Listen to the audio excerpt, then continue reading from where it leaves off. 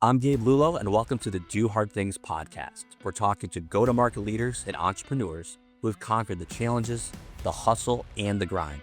Get ready for real talk, real insights, and no fluff. But the hardest thing in the world right now is not actually closing deals, it's actually getting somebody's attention. If you don't have that hook in that first 5 to 10 seconds, guess what? They're going to scroll to the next one. You need to go in and you need to make it sound like yourself. That's the biggest piece of the puzzle. And I promise you, we can all tell. The people that are trolls and the people that are haters never done the thing that you're doing. I love doing this podcast because I get a front row seat to some of the greatest minds in sales. Gone are the days of saying stay in your lane. When you're an executive leader and you're an enterprise-wide leader, there are no lanes. You've got to be partners. Curiosity is like when the type of questions you ask is sometimes the value that you bring. I need you to tell me when you're ready to buy or what you're ready to do. And I think it's changed so much into like adding more value. And if you're not doing that, then you're definitely going to come off as desperate. High pressure selling is like a dinosaur tactic at this point. No parent is like, oh, you should be a salesperson when you grow up, right? Everyone's like a doctor, lawyer, whatever crap. It's never salespeople. It's not your job to motivate people. It's your job to find motivated people. It's not cockiness. It's not arrogance. It's confidence knowing I know this and I know that I can help you. From where I started to where I am today is all because I learned how to sell. And there's too many people who have only been doing this for 5 freaking minutes. Sit down, close your mouth, actually go out there and get yourself beat up. Then come back and tell me if something is dead or not. That is exactly why I started this podcast, because right there, that's the epitome of doing hard things.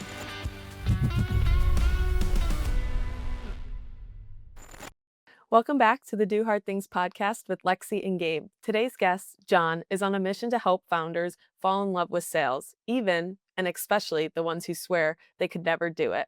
14 years ago, John was terrified to even call a pizza order in. Fast forward today, and he's led revenue for companies generating over $20 million ARR, sold into everyone from scrappy startups to Fortune 500s, and advised more than 1,500 founders on their go-to-market motions. Along the way, he's been a part of startups acquired by Google and Apple, built businesses of his own, and learned firsthand what it takes to sell when the odds and the budget are stacked against you. John, welcome to the show. Welcome, everyone, back to the Do Hard Things podcast with your hosts, Gabe and Lexi. We have John. John, we just heard your bio. We're super pumped to have you. Welcome to the show, man. Appreciate it. Thank you guys for having me. Excited to be here. Absolutely. So I love, the origin stories, right, of our guests. Like, where did they start? You remember the shows Do Hard Things. So we all know it takes struggle, it takes, grit, and it takes pushing through those failures and challenges to start, the success that you now see. So walk us through that, right? Like, you've been opening up some scary sales, right? You've been able to really get in there. Take us through your passion about how you got into sales, because I always say this a lot too, is, people don't go to college to become a sales professional, right? So how did the heck did we get into this game of sales is always curious to me. So what's your origin story? Yeah, I mean, I think maybe this is a common tale. Maybe it's not for me. It was like totally a means to an end, right? I kind of, I lived in San Francisco. I was kind of in the midst of Silicon Valley and everyone around me was working for startups and, just felt like I wanted to get my foot in the door somewhere, but I was 2 years out of college, had spent 2 years as a consulting analyst at Accenture, which means I was just flying around the country making spreadsheets and taking notes in meetings. I'm sure the job that I was doing back in 2011 has been taken over by AI now, and they don't have people doing that job, or at least they shouldn't. But I didn't really have, frankly, any marketable skills. 2 years out of college with a communication studies degree, been taking notes for 2 years, like not really sure what I even put on my resume back then, but just knew that everybody around me was working for startups and, 23 years old, it seemed like really fun to wear shorts to work and play beer pong with your colleagues. That was really the appeal of working at startups. It was pretty simple back then. And the only way I could get a foot in the door was to take an entry-level sales job at a social media marketing company, making cold calls with the Cisco desk phone that, everyone of a certain age, remembers that same Cisco phone everybody had on their desk, and figured I would do it for a few months. Then they would figure out how brilliant I was and elevate me to some, fancy title outside of sales. And 15 years later, here I am still yapping about sales. So that's how it all got started. It was not something I thought would turn into a career. Um, it was something, frankly, I was terrified to do. But I hated my other job so much that I was willing to give it a shot. So, yeah, hopefully that's a good place to start. Good answer to that question. Yeah, that's awesome. And I'd love to know, was there ever a moment where something just clicked and you realized sales could actually be fun and something you wanted to stick with? Yeah, it's funny. I think, I was working in a environment, probably like a lot of tech companies at that time, massive open concept office, kind of the constant hum of people on phone calls, right? Watching, people kind of more senior than me close deals, watching the look on other reps' faces when they got a verbal on the phone. We had like a lot of companies a big gong in the office that, AEs would smash when they closed the deal. Um, and I think it honestly felt as close to playing a sport as anything I'd ever kind of experienced, in the working world. And I'm like a sports nut. I played sports growing up. It kind of felt like a way to like fulfill those like competitive kind of things that sports kind of left a gap in, right? So I think that was probably the moment it clicked. Was like, oh, this is, there's a scoreboard here, right? We know who closed the most business this month, this year, this quarter. This is like, it's kind of like sports, right? Which is, it's not uncommon, right? That a lot of, former athletes end up in sales. There is some parallels there. So I think that was the moment it clicked, honestly, was when I kind of made the connection. My simple brain made the connection between sports and sales. It seemed like something that was a really good fit for me.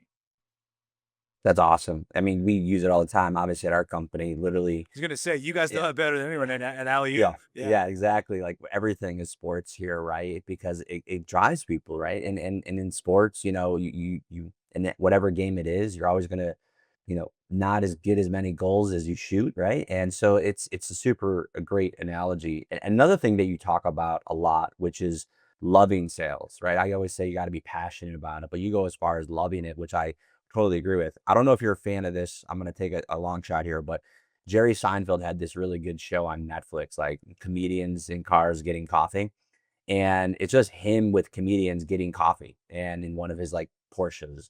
The whole point of this story is that he always goes as far as like he only likes hanging out with comedians, right? He loves comedians. He loves hanging out with comedians. He doesn't like anyone who's not a comedian. I feel the same way about sales sometimes because I love talking to salespeople. I love talking about sales. What are you doing differently? And I feel like you are absolutely on that same page. You go as far as like you have to love sales. And so walk us through that because you say founders have to fall in love with sales, right? So many aren't. Many are developers, they're coders, they're designers, they're engineers, they're product guys. How do we get a founder to fall in love with sales? And what would be the cost of not falling in love with sales if you're a founder? So first of all, it's hard to convey how much of a bullseye the tee up to that question was. If Netflix could pull data on like who has watched comedians in cars getting coffee the most, I would be embarrassed to I'm so share like happy you how said many this because times if I've you watched said it you and never rewatched. watched it, that would have been No, horrible. first of all, like I mean, like Seinfeld nut. I've rewatched Seinfeld a million times, and then I like love it. comedians in cars getting coffee show. Like truly, I like couldn't even like count how many times I've probably watched and rewatched every episode. So bravo to you for that tee up. It's sickening how many times I've watched that show. I do think it's a great show. He's great at getting people to open up and tell great stories, about their career, and you learn a lot about celebrities who have been kind of in the public for a long time, but they talk about things on that show, stories you've never heard. So, huge fan of that show, obviously. As far as, loving sales, right? I think, I don't want to be naive and think everyone's going to love sales as much as I do, right? I've been in it for a long time. And I think you have to at least tolerate it if you're going to be a founder and have success, in kind of year one, year two, right? I think that, um, I think I can trace the hatred of sales from a lot of founders back to how much, if your LinkedIn says founder on it, you're constantly being sold to, right? And by and large, you're being sold to poorly, right? You're getting a ton of, automated, spam that's not relevant to you. You're getting pitched on a lot of services you don't need. And it's really frustrating, right? Especially if you've never sold before, right? If you've never sold before and you're being sold to a lot, it doesn't take long to develop a real hatred for it. Personally, as a lifelong salesperson, I love every time I get sold to because I feel like I can kind of pick apart the message, either learn something from what they did well or get a kick out of how bad it is, right? But if you've never sold before and now you change your LinkedIn, it says founder now, you get pitched constantly, the hatred can develop pretty quickly. And then what that turns into is, well, I can't go out and sell what I'm doing. I get all these terrible, AI generated crappy, sales messages that don't fit for me. The last thing I want is someone to think of me that way.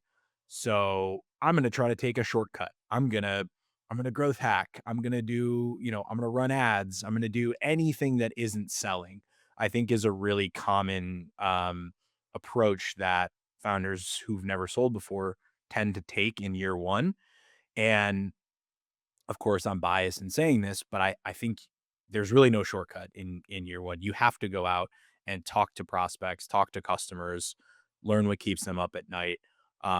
It's going to make your product or your service better just by learning straight from customers. And it's a way to grow your business in year one. I think the goal for a lot of founders, which is perfectly okay, is to tolerate sales for a year or two. And then once the business has reached a certain scale, bring in a sales leader. Yeah, I mean, I'm trying to be as succinct as possible because that's a question I could probably talk about for an hour, but hopefully that gives you my take. Yeah, definitely. Totally agree. I think that initial feedback is so important. What do you think are the most common myths or mental blocks you see founders carrying when it comes to sales in the beginning, and how do you help reframe those? Yeah, I mean, I actually am in the middle of doing kind of a research, talking to as many founders as I can, actually learning what do they hate the most about selling. So I've had, a few dozen like 10 to 15-minute conversations with founders, basically giving them 10 to 15 minutes to vet, hey, what do you hate the most about selling?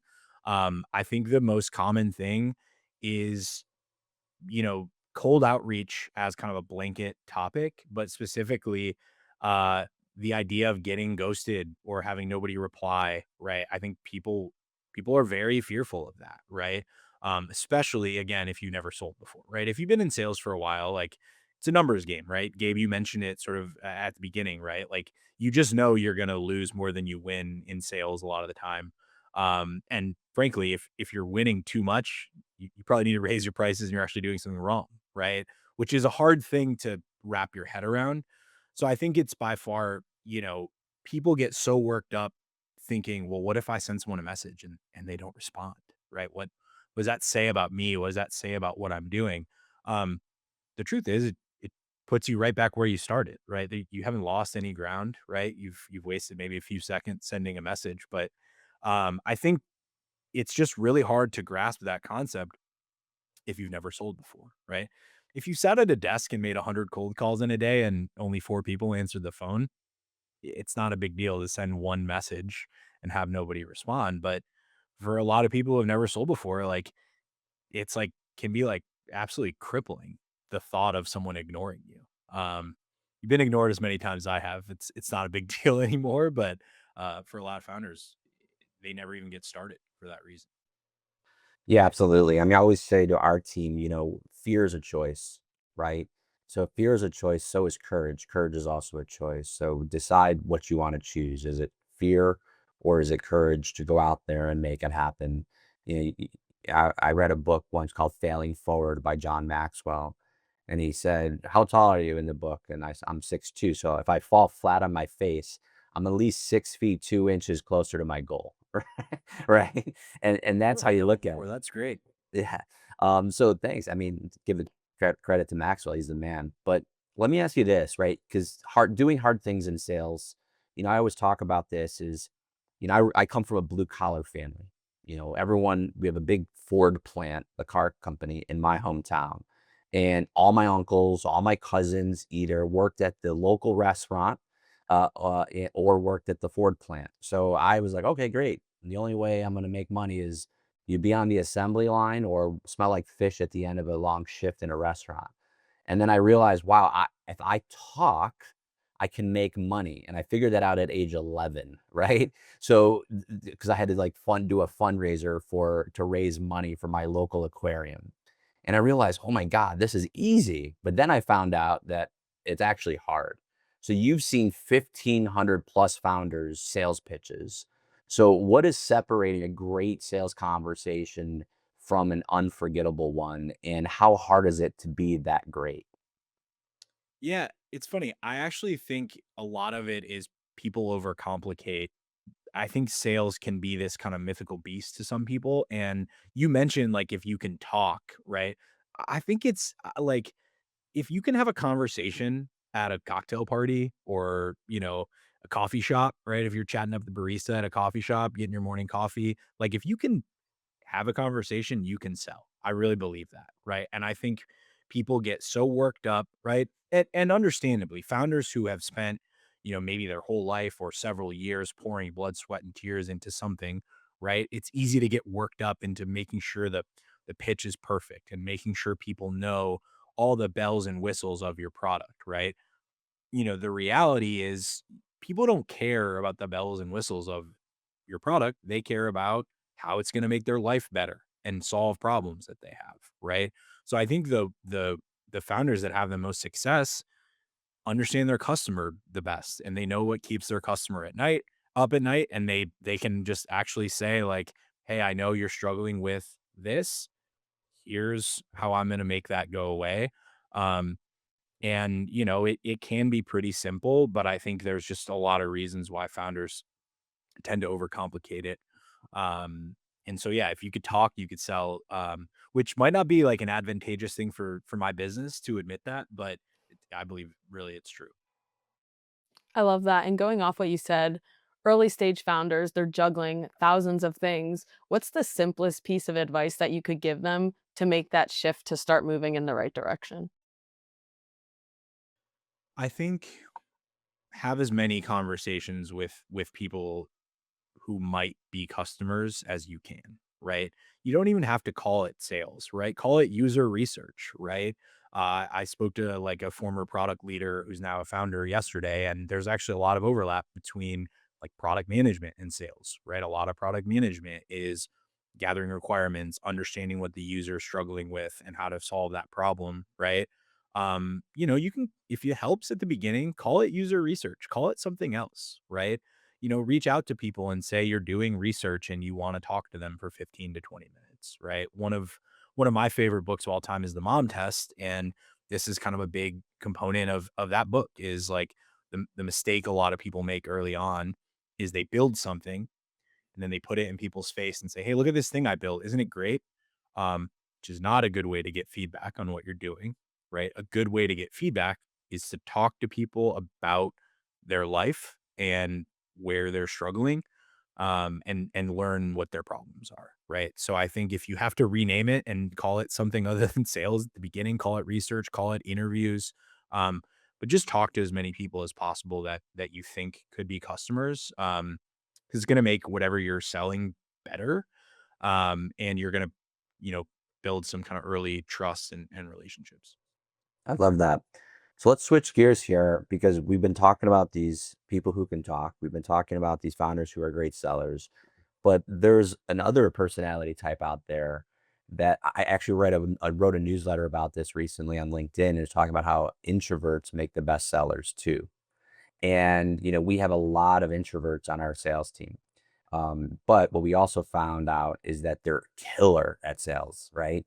And they're really analytical. They're very inquisitive. They're asking really they have a lot of curiosity, asking really good questions, and they're trying to diagnose the problem. As you mentioned, they're trying to solve the problem to see if it's relevant, and they're like the best qualifiers that we have when it comes to the SDR function here. But you've worked with technical founders, right, that are introverts and and even really like sales averse personalities, if you will. So what's your approach and how do you build that confidence and how do you help them with their mindset to help them find their really authentic sales voice?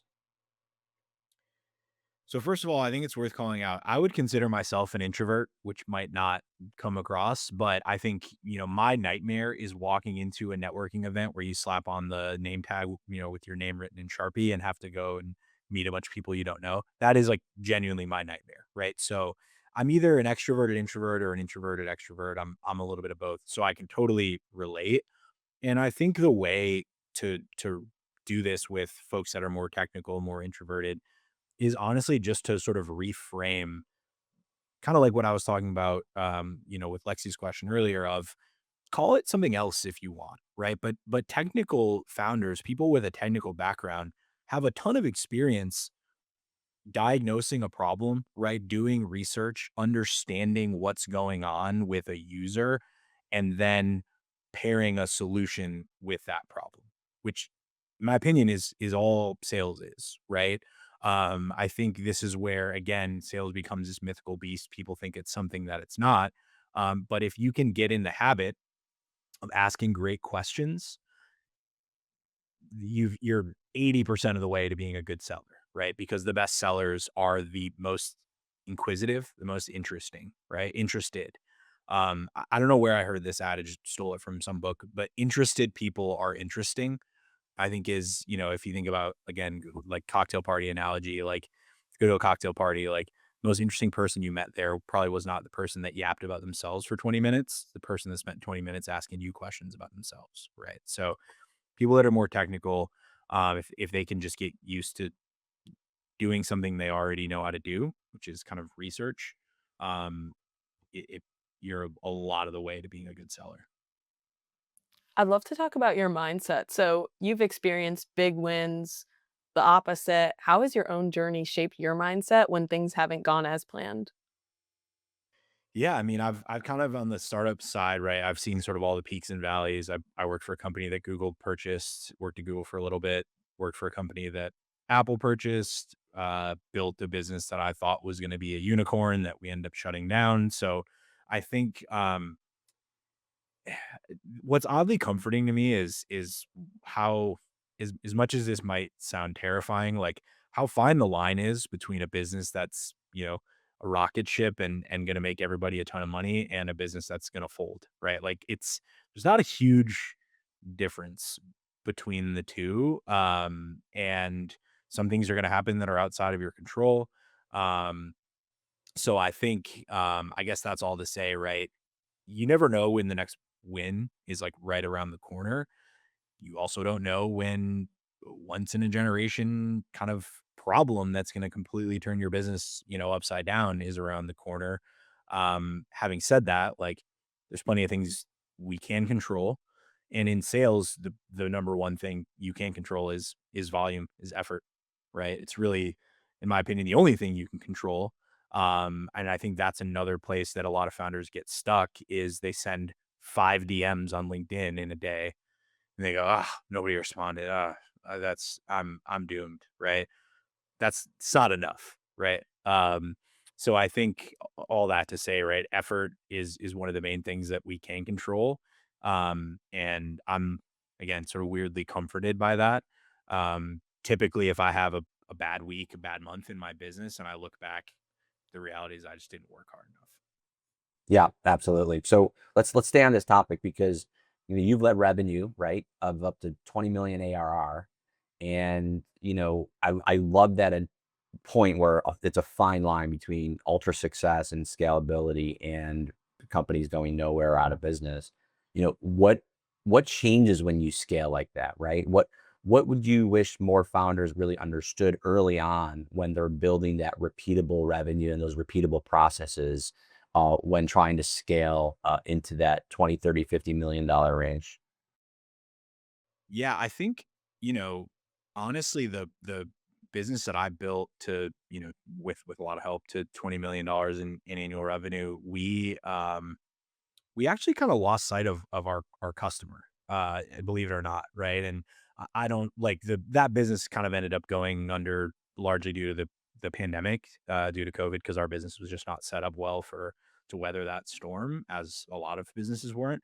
But the reality when I look back is, early on, this business was all about supporting early stage consumer hardware companies and building something that solved a very real problem that they had. And over time, as we grew, uh, it was no longer about that. We were working with large hardware companies that had a totally different set of problems. We really lost sight of who our end customer was.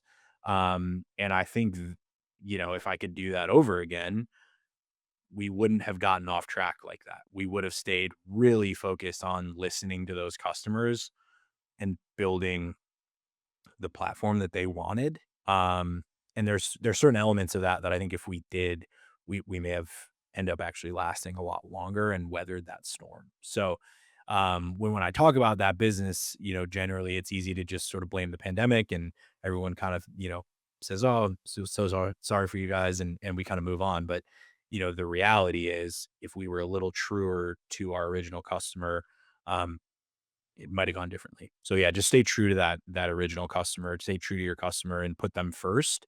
And things will typically go somewhat smoothly. Love it. I'd love to know, when you're building out that team, the sales team, and the founders doing the sales, when do you know it's time to start building it out, and how do you start recruiting people that you think will be the right fit for the team?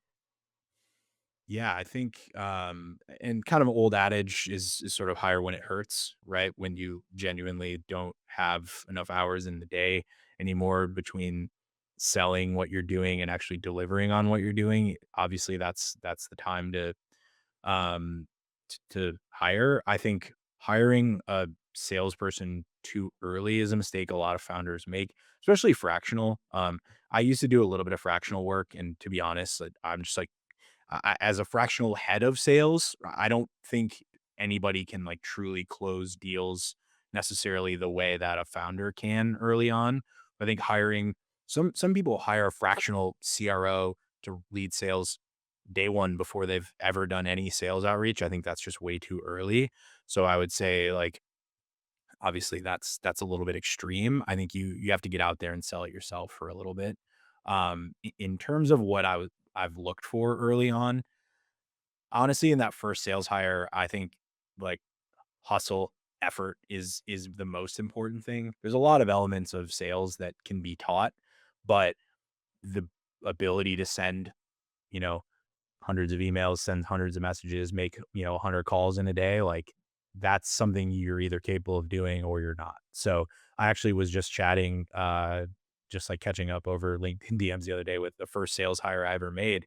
And he asked, like, "Hey, I didn't know anything about sales then. Why did you hire me?" And I was like, "Cause you were smart and willing to work hard. That was all I cared about." Right. So I think that's, maybe overly simple criteria, but that was my criteria back then for sure. Love it. So let's talk about this, right? You transformed your relationship with fear. Let's talk about yourself, right? And rejection over the years.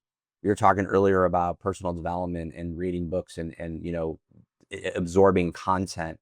I always say this, I think out of all the jobs out there, like we talked earlier, there you can't go to college to become a salesperson. But I think there's more knowledge, more content, more material, more books, more YouTube channels, more resources, more LinkedIn gurus talking about sales, right, than any other industry. Maybe that's why there is, because it's not taught in schools. I'm not sure. But at the end of the day, it's like, where does your personal development look like now? How do you stay grounded? What are you seeking to understand in 2025, 2026, especially with the age of technology and AI? Where are you looking for that information to stay grounded? Yeah, I mean, I think I am like chronically on LinkedIn. I'm that tab never closes on my laptop basically, and so I do think a fair amount of what I see comes from LinkedIn. I've tried to use other platforms, like I'll there's a lot of good stuff out there on Reddit that I'll try to read. Definitely, if someone recommends a book, I'll usually pick it up and try to read it. I think for me, it's actually how do we like toe that line of using AI, using automation where it can help, but also then staying human and focusing on kind of the human side of selling, right? I think there are a lot of tools out there that make selling easier. I'm a believer that ultimately there's going to remain part of selling that is going to be human to human, and actually a byproduct of, AI and automation is that people are craving actual human interaction still, right? So for me, I'm trying to figure out what's the right balance of bringing technology into a sales process, but also being human and selling to the human on the other side of the computer screen or on the other side of the table, right? I don't know what the right balance is, but I know that it's never going to be 100% tech enabled. And we've certainly long passed the days where it was 100% human, right? But what is the right kind of balance there is something I'm constantly trying to figure out.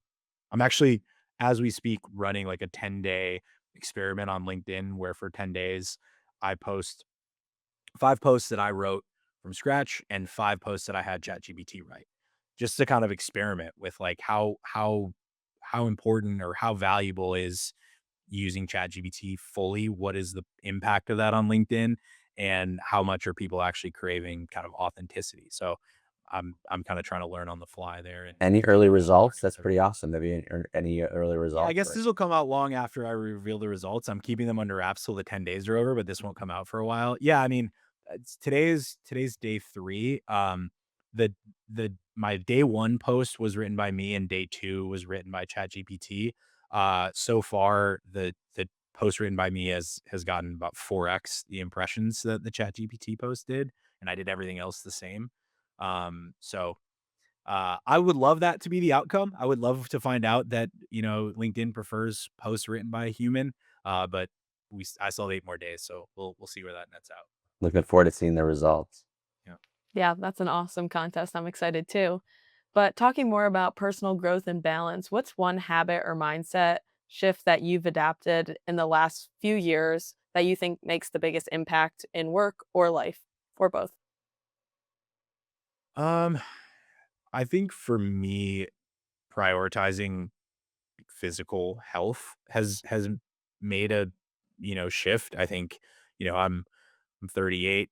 I'm there's days where I feel older than that. There's days where I feel younger than that. But I think for me, like actually prioritizing like being healthy physically has helped me on the kind of, business side of things. Like just getting in the habit, like over it's out of frame, but like I have 2 pieces of paper that I write at the beginning of the year of like how many times I want to work out, and very analog every day I cross off when I've done a workout. And like I think that discipline is super applicable to building a business, right? So I think that's been a massive shift for me. I also think if I was like wildly out of shape, it would probably be harder to like show up, and try to build a business every day. So yeah, that's worked really well for me. And also, I have a kid. I want to make sure that I'm around when she gets married and stuff like that, right? There's obviously endless benefits to prioritizing the physical health side of things. Yeah, I mean, in closing, you're on a track that I'd like to double down on, because I always say this statement, like, as a sales leader, it's not our job to motivate sellers, it's our job to find motivated sellers, right? And I feel like it is, of course, the company's responsibility to compensate and to give incentives and to give people a track to run on and educate and teach. But in the sales game, I think a lot of that, to my earlier point, is about personal development and self-education as well. But it's also about self-motivation, right? So I'm talking, let's talk to the founders, right? Is also, let's talk to the brand new SDR that just joined sales yesterday. How do how do you recommend them to self-motivate themselves? Like you mentioned you're a dad, like my motivation or my why, right? I always say you have to make you cry. That's the reason why I'm motivated. I didn't come from money, but I wanted my daughter to not have to want for anything, right? Now she has to work for it too, but like that's my driving force, right? So what do you do to your founders and your sellers? How do you get them to focus on that? And any advice you can give our audience? Yeah, I think it's early in my career, I would say this is easier. When I took the first sales job that we kind of talked about earlier, like if I didn't sell, I didn't pay rent, right? Like it's hard to find much better motivation than like being evicted. So I think for me early on, right, that was the motivation, was like, you better figure out how to like make appointments for these account executives, because that's how you're compensated. And like, I lived in San Francisco. It wasn't cheap then. It's not cheap now. I think as you kind of grow in your career, the motivations change. Ideally, you've kind of stored away some money. You're not living paycheck to paycheck. I think finding finding something you want to achieve, or something in the future that's bigger than you, right? For some people that might be material, right? Some people might have a car they really want to buy that like is a motivator. Nothing wrong with that, right? Some people it might be family related, right? You want to, pay for college, or, whatever that might be. But I think it's got to be something bigger that you can sort of backtrack from, right? Put something out there 5, 10 years in the future, and then kind of build little mini goals and checkpoints leading up to that, right? Like I said, my checkpoint at the beginning was 30 days in advance. It was the rent check. Now I can think a little bit bigger than that, but the same thing that motivated me when I was trying to pay rent motivates me now. I just have a much different, bigger thing that I'm looking at in the future. Awesome. Thank you so much for all the advice, all the motivation. Super excited for this episode. Who is the best person that should reach out to you, and where should they look to do so?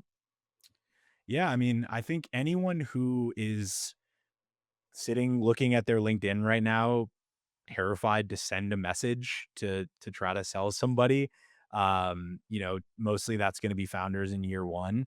I think especially if you're a founder in year one and you're making the transition from corporate to being a founder, I think that can be especially hard. So if you're out there, knowing you need to sell and just unable to like start, definitely give me a shout.